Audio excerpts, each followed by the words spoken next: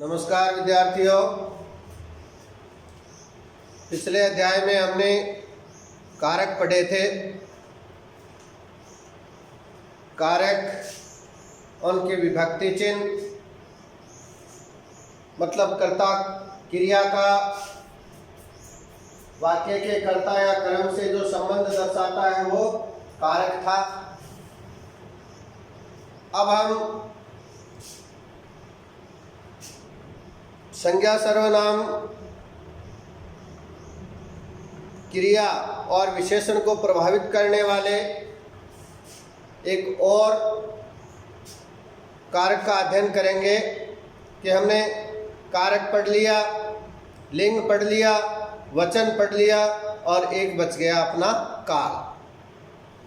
काल भी शब्दों के रूप परिवर्तन में महत्वपूर्ण भूमिका रखता है, वाक्य में परिवर्तन करवाता है और उसका नाम है काल। काल का मतलब है बेटा समय की क्रिया के घटित होने के समय को दर्शाने वाला शब्द ही काल है। क्रिया किस समय घटित हो रही है, किस समय क्रिया संपन्न हो रही है, तो क्रिया के समय सूचक शब्द या चिन्ह को ही हम काल कहते हैं। अंग्रेजी में इनको आप क्या बोल देते हैं? टेंस। इन्हें ही टेंस कहा जाता है। तो आप सबको पता है काल के 3 रूप होते हैं। एक जो बीत चुका,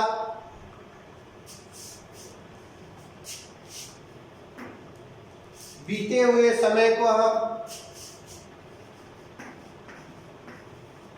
भूतकाल कहते हैं। जो बीत गया वो भूत, मतलब अंग्रेजी में इसको क्या बोल देते हैं आप? Past tense.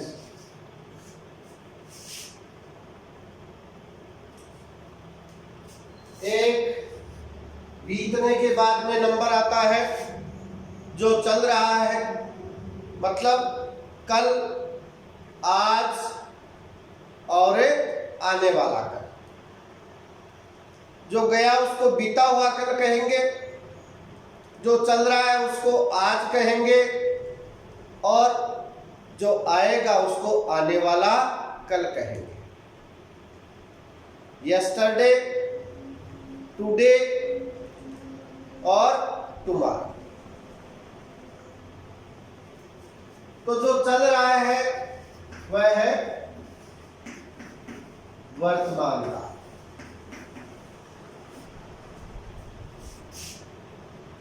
मतलब प्रेजेंट टेंस।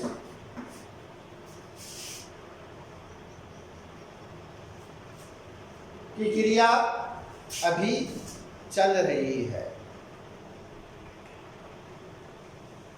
क्रिया पूर्ण नहीं हुई है, तो वह है वर्तमान काल।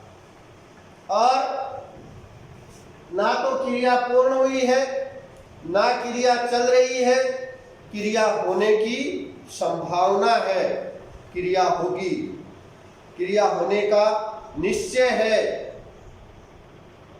क्रिया होने का विचार है। उस काल को कहा जाता है भविष्य।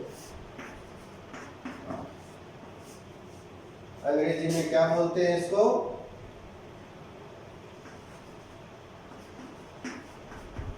फ्यूचर।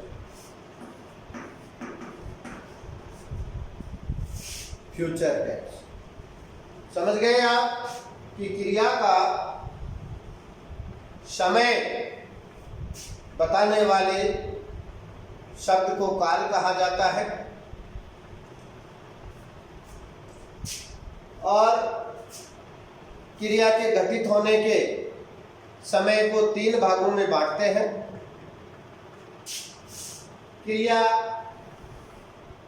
पूर्ण हो चुकी होती है, आपने अंग्रेजी के टेंस में पढ़ा था, चुकी, चुका, था, थी, थे।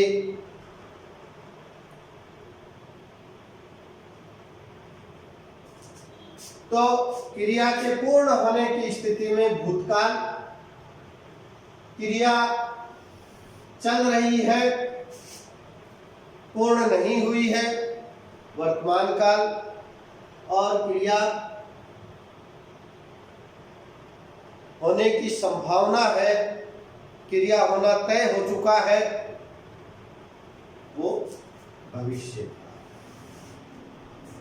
पास्ट, प्रेजेंट और फ्यूचर। अंग्रेजी में भी आपने यही पढ़े थे कि टेंस के 3 भेद हैं, पास्ट, प्रेजेंट और फ्यूचर। अब आपने पहले हम आज अध्ययन करेंगे भूतकाल। अंग्रेजी में आपने पढ़े थे कि प्रत्येक टेंस के 4 भेद हैं, पढ़े थे आपने। परफेक्ट, इंडेफिनेट,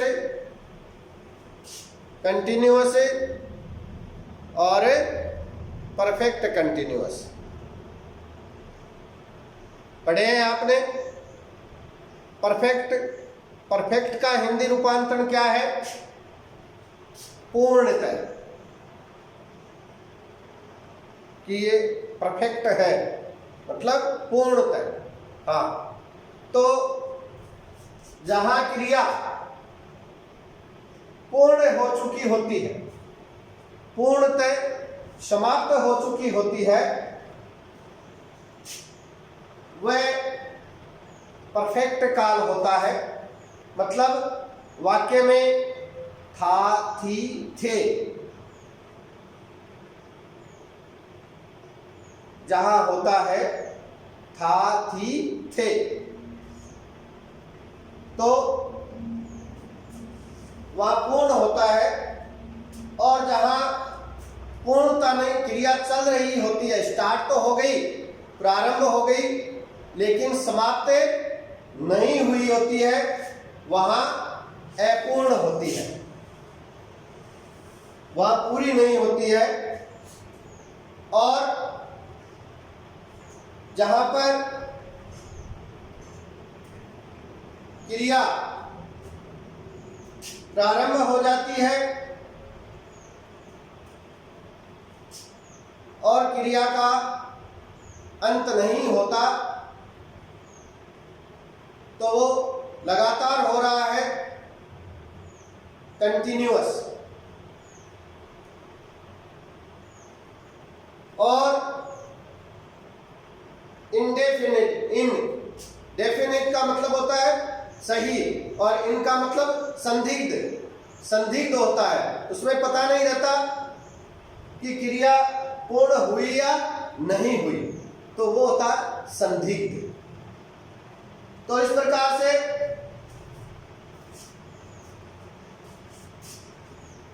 इसका हम देखते हैं। एक तो होता है सामान्य भूत,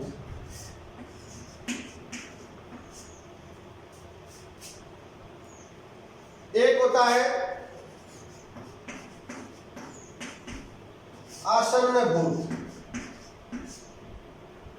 एक होता है अपूर्ण भूत, एक होता है पूर्ण। ये 4 ही मानते हैं अपन।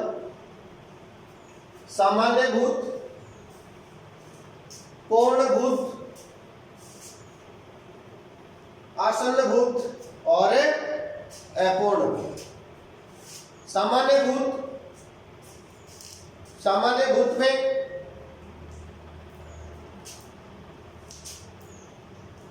ये दर्शाया जाता है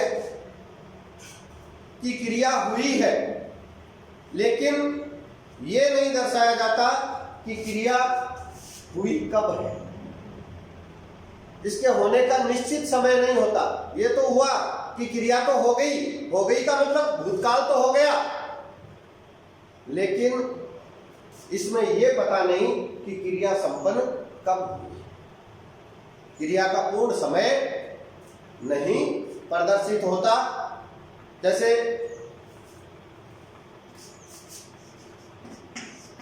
मोहन आया,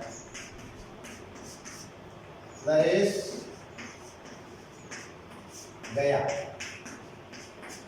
अब इसमें मोहन आया, मोहन आ तो गया, लेकिन मोहन कब आया?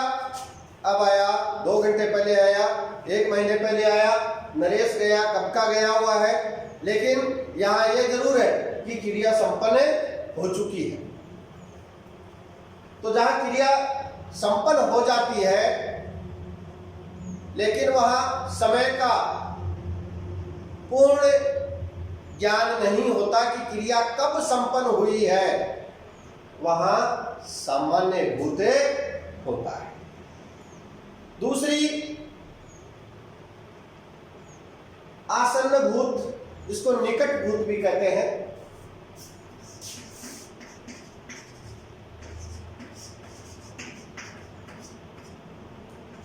आसन्न भूत, निकट भूत, मतलब भूतकाल के बिल्कुल पास। हाँ, मतलब पूरा होने के कगार पर है आसन्न भूत। आसन्न भूत की क्रिया के जिस रूप से यह ज्ञात होता है कि क्रिया अभी अभी कुछ समय पहले ही पूरी हुई है, कुछ समय पहले ही पूरी हुई है, वह आसन्न भूत होता है। इंडेफिनिट, पूर्ण नहीं है ना, आसन्न भूत है, दूसरे पर आधारित है।